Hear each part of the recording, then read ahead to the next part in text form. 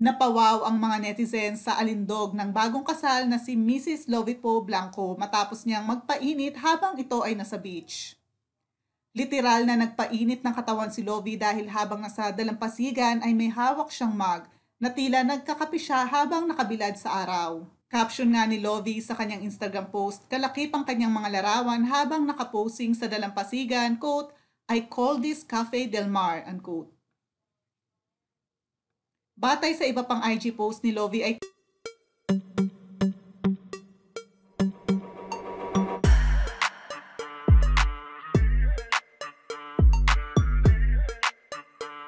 ipinakita rin ni Lovie ang sunburn sa kanyang kamay dahil sa kaka-beach niya.